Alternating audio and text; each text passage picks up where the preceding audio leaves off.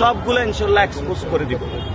দুর্বৃত্তায়নের রাজনীতি বাংলাদেশে চলবে না। আরো যেগুলো ছোট ছোট আছে না, পুঁটি মাছ বিভিন্ন জায়গায় চটকি মারে, যে একটা আছে না নয়ন, হ্যাঁ, এরকম যেগুলো পুঁটি মাছ আছে এগুলোরও ইনশাল্লাহ আমরা সাইজ করবো আস্তে আস্তে।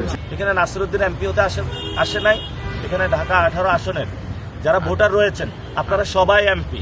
আপনি নিজে ঢাকা 8 আসনে যারা আছেন সবাই আপনারা এমপি। আপনারা সেখানে নিজেকেই নিজে ভোট দিবেন এবং নিজেকেই নিজে নির্বাচিত করবেন। নাসিরউদ্দিনকে ভোট দেওয়ার দরকার নেই, আপনার ভোট আপনাকেই দিবেন।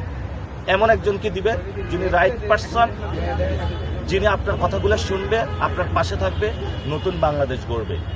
এবং আমি আরেকটা আপনাদের অ্যালার্মিং দিয়ে দেখি, জনতার সংসদ বড় সংসদ, এই যে বাকি যে আসনগুলায় গডফাদার আছে সেগুলো ইনশাল্লাহ আমরা আস্তে আস্তে এক্সপোজ করব। আমি আপনাদের বলি, ঢাকা 18 আসনে জাহাঙ্গীর তার শ্যালক হলো চাঁদাবাজ, বড় চাঁদাবাজ। রবিউল ইসলাম নয়ন সন্ত্রাস, তারপরে হলো ইশরাক বিশাল চাঁদাবাজ, তারপরে হলো ঢাকা 7 হামিদ, সে কি অস্ত্র ব্যবসায়ী, কাইয়ুম ভূমিদস্যু, আর নাম বলেন আপনারা, ঢাকা 10 রবিউল, সে তো খুনি।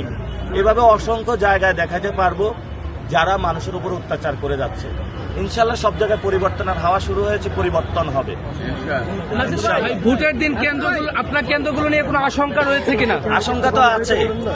আপনারা বাংলাদেশের সকল মানুষ এই সময় ক্যামেরা রেডি রাখবেন।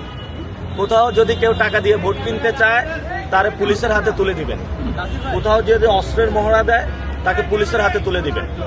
আশঙ্কা আছে, তারা প্রিপারেশন নিচ্ছে। বৈশাখী একটু নামান।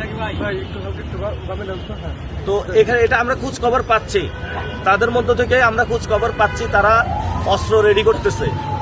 এবং পুলিং এজেন্ট তারা বলছে 9টা থেকে 11টা পর্যন্ত তাদের ইনস্ট্রাকশন দিছে তোমরা এই সময় দখল করে ফেলবা।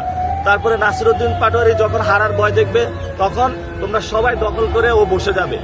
অনেক প্ল্যান করতেছে।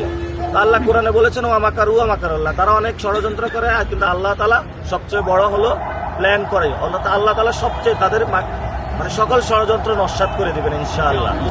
অনেক উপরে অনেক উপরে অনেক উপরে মানে কি তারেক রহমান পর্যন্ত, গুলশান পর্যন্ত, পল্টন অফিস টু গুলশান পর্যন্ত সব জায়গায় তো করে। এখন আমি নাকি মির্জা আব্বাসের বেশি নাম বলি, আমি ইনশাল্লাহ আগামীতে চেষ্টা করব সকল আসনের গডফাদারদেরকে চিহ্নিত করে দেওয়ার জন্য। তখন সবার নাম চলে আসবে। আর এখন চাঁদাবাজি শব্দটা বেশি শোনা যায়, সামনে সন্ত্রাস, দর্শন, রাহাজানি, খুন সবগুলো ইনশাল্লাহ এক্সপোজ করে দিব। দুর্বৃত্তায়নের রাজনীতি বাংলাদেশে চলবে না। গণ অভ্যুত্থানে শহীদ হয়েছিল নতুন বাংলাদেশের জন্য। নতুন বাংলাদেশে নতুন রাজনীতি চলবে, যে রাজনীতিতে কোনো দুর্বৃত্তায়ন নাই, সন্ত্রাস নাই, চাঁদাবাজি নাই, দখলদারিত্ব নাই ইনশাআল্লাহ। নাসির ভাই, প্রচারণা একেবারে শেষ। আপনার প্রতিদ্বন্দ্বী প্রার্থী মির্জা আব্বাস আপনাকে চিনে না, কি বলবেন? উনি একবার বলে চিনে, আরেকবার বলে চিনে না। উনি কি অশিক্ষিত? শিক্ষিত না? মোবাইল আছে ওনার, মোবাইলে যা দেখবেন ইলেকশন কমিশনের ওয়েবসাইট আছে, প্রত্যেক প্রার্থীর হলফনামা থেকে শুরু করে সবকিছু দেওয়া আছে। আমি তো ওনার হলফনামা পড়েছি। দুনিয়ার ভরা দুর্নীতির জিনিস, মামলা আর মামলা, দুর্নীতির মামলা, সব প্রার্থীর দেওয়া আছে হলফনামা। উনি কি এটা পড়তে পারে না? ওনার মোবাইল নাই? জুলাই বুঝি নাই। 12 তারিখের পরে নাসিরউদ্দিন পাটোয়ারিকে চিনবে কিনা আলাদাভাবে কে বলছে? আমরা আগেও ছিলাম, পরেও থাকবো, আল্লাহ যতদিন বাঁচায় রাখে। জালিমের পতন হবে ইনশাল্লাহ। ভোট আরো বাড়বে। জোট হয় কি কারণে? আপনারা 10 জন বন্ধু একসাথে ট্যুর করেন কেন? খরচ বাঁচে, আরো আনন্দ বেশি হয়।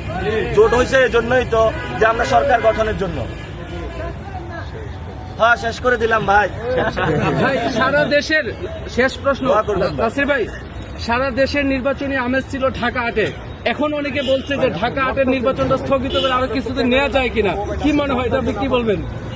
ঢাকা 8-এ নির্বাচন স্থগিত করা লাগবে না। বিষয়টা হলো ঢাকা 8-এই সংগ্রাম চলবে। এখন তো বড় একটু রুই কাতলা, আরো যেগুলো ছোট ছোট আছে না, পুঁটি মাছ বিভিন্ন জায়গায় চটকি মারে, যে একটা আছে না নয়ন, হ্যাঁ, এরকম যেগুলো পুঁটি মাছ আছে এগুলোরও ইনশাল্লাহ আমরা সাইজ করবো আস্তে আস্তে।